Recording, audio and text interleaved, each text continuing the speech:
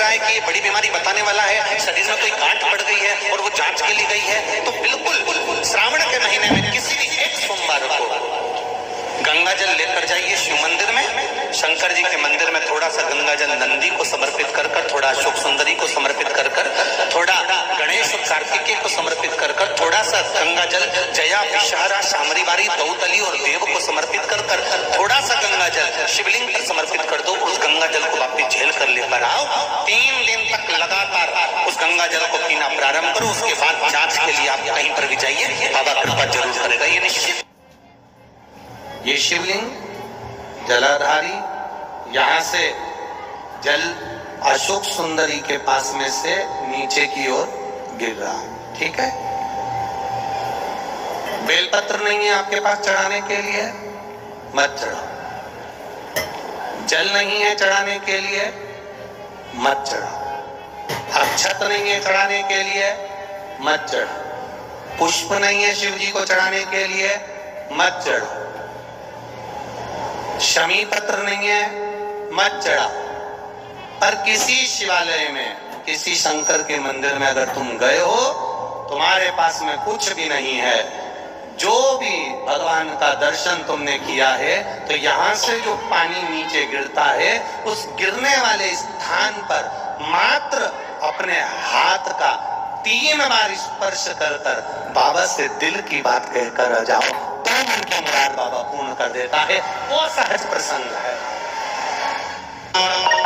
पहला दिन एक बेलपत्र शिव को अपनी मनोकामना कर कर, रोग धोग बीमारी तकलीफ कष्ट दूर करने के लिए शंकर के शिवलिंग पर, अगर बन सके तो मंदिर में, आप लोग तो यहाँ हैं तो देवादेव महादेव कंकर शंकर को चढ़ाओ। और अगर बेलपत्र नहीं हो तो बेलपत्र जो चढ़ी हुई हो उसी को धोकर वापिस चढ़ाओ।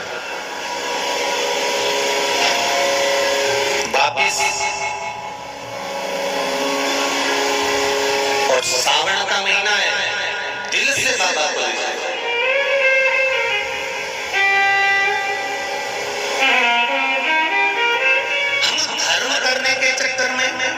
परमात्मा के भजन के चक्कर में किसी का अपमान ना करे, इसका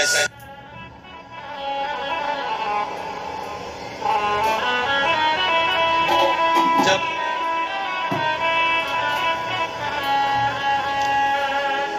सारी दुनिया की ठोकर खा लो,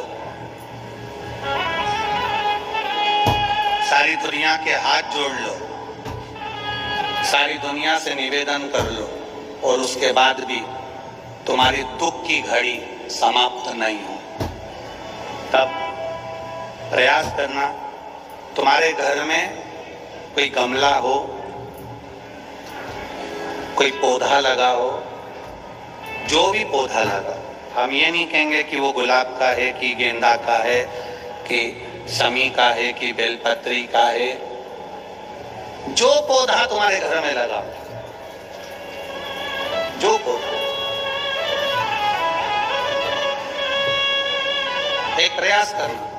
अभी सावन चालू हुआ है,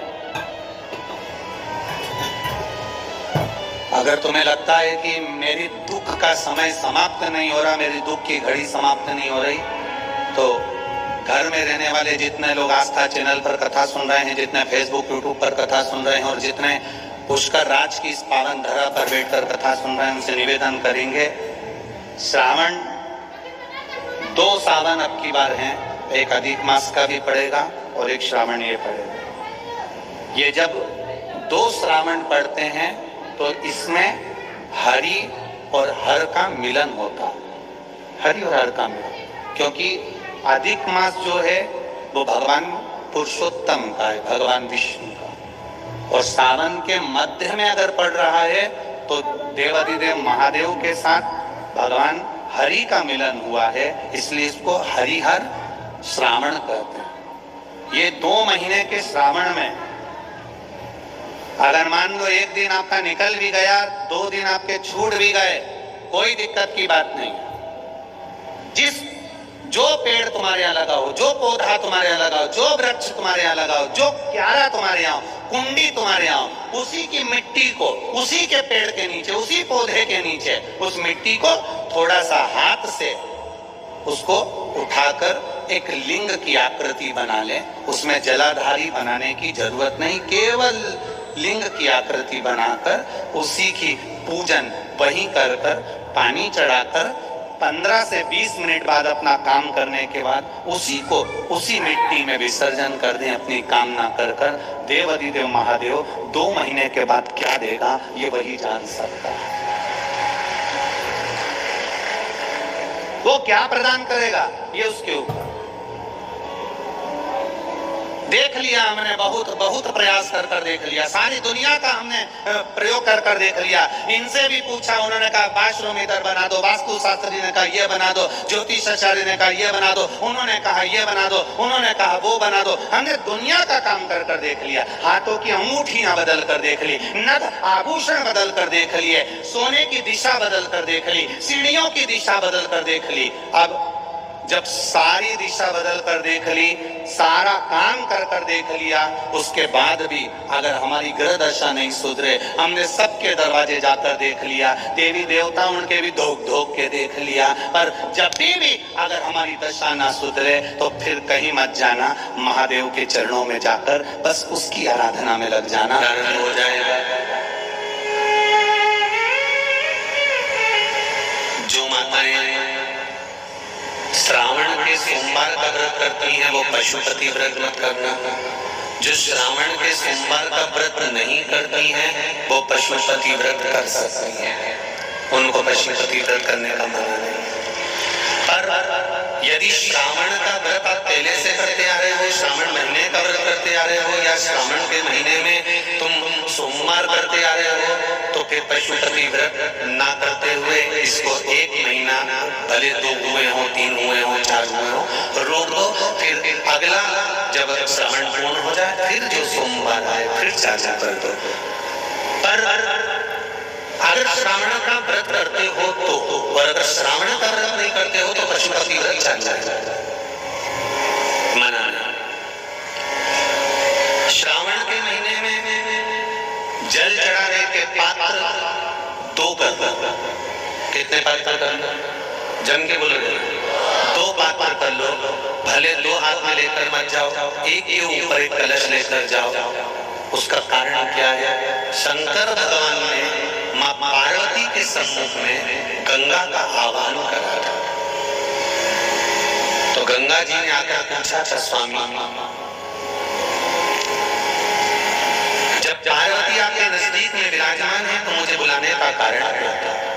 भगवान शंकर कहते हैं श्रावण का महीना प्रारंभ हो रहा है, जब मेरे ऊपर सृष्टि का भार आएगा तो मुझे गंगा और पार्वती दोनों की जरूरत पड़ेगी। जब घर में विवाह आता है, शादी आती है, कोई फंक्शन आता है, कोई मेहमान आते हैं तो थोड़ी ड्यूटी बढ़ जाती है।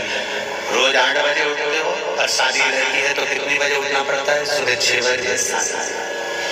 यहाँ पर भी आप रोज अपने घर पर उठते होंगे 8 बजे तक, 7 बजे तक, पर यहाँ तो तुम जब सो रहे होगे तो सवेरे कब हो जाती है और रात कब हो जाती है तुम्हें मालूम पड़ता होगा कि कब रात होगी कब सवेरे होगी।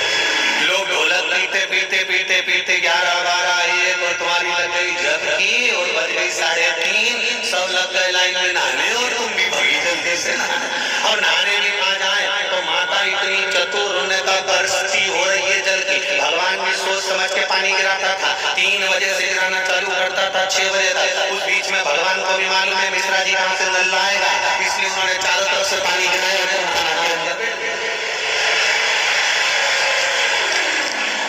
बोलो सही है कि गलत है?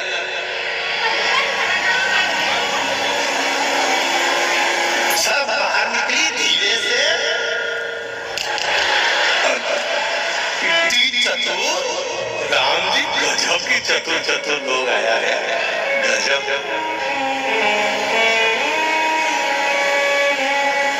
पर एक बात कहूंगा, दिल लेकर आयो, मेरा महादेव भी तुमको दिल से लुटाएगा। दिल लेकर आयो। कल हम जब आप लोगों से मिलने, हमारा नियम है, जहाँ भी कथा भी करते हैं, चाहे रायसेन करी हो, चाहे सागर करी हो, चाहे जहाँ कथा करते हैं वहाँ रात में जो लोग रुकते हैं उनसे प्रयास रहता है कि थोड़ा मिले। एक नियम बना रखा, भले वो लाख लोग हों, 25,000 हो, 50, और जितने टेंट लगते हैं सब में मिलने का मन करता है। आपसे कल भी मिलने आए थे और कई लोगों की आंखों में आंसू भी थे, कई लोगों के हृदय भी नम थे कि हम अब कल चले जाएंगे। पर दुख मत करना,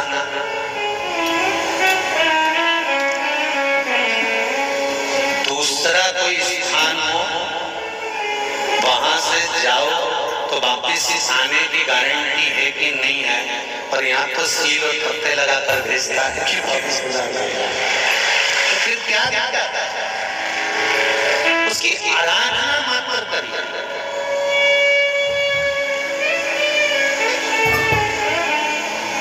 खूब धनपति भी बैठे हैं, आप लोगों में कोई कमी नहीं है। किसी की यहाँ जमीन है तो किसी की गाड़ी है, तो किसी का बंगला है, किसी की श्रद्धा है, किसी का आनंद है, बहुत बैठे हैं। पर आप लोगों ने 7 दिन जो कथा, एक ये पटिया लगा हुआ है, तख्ता लगा हुआ है, और उस पर आराम से सोकर 7 दिन कथा का रस स्वादन जो करा है वो जिंदगी भर नहीं भूल पाओगे। बाबा इतना देगा कि आप लोग उसकी कृपा ही दरअसल,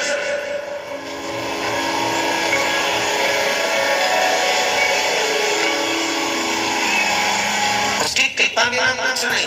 तेरी कृपा बिना न हिले एक भी अणु, लेते श्वास तेरी कृपा से तनो तनो। बाबा की कृपा होती है तो आना होता है।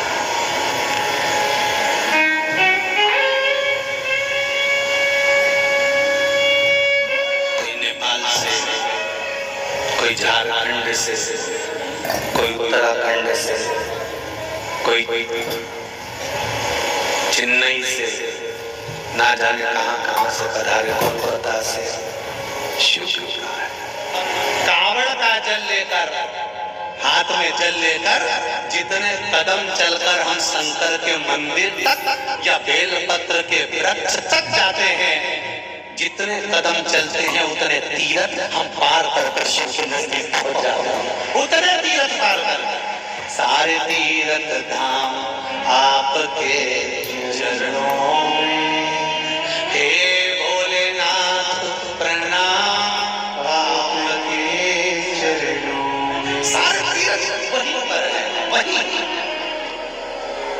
पहले कथा में कहा 33 कोटि देवता शिव जी के शिवलिंग के पास, 33 कोटि, पूरा परिवार तो है, 33 कोटि देवता जहां से जल निकलता वहां विराजमान होते। तो देवता सब नहीं पाए तो बैकुंठ कहां होगा?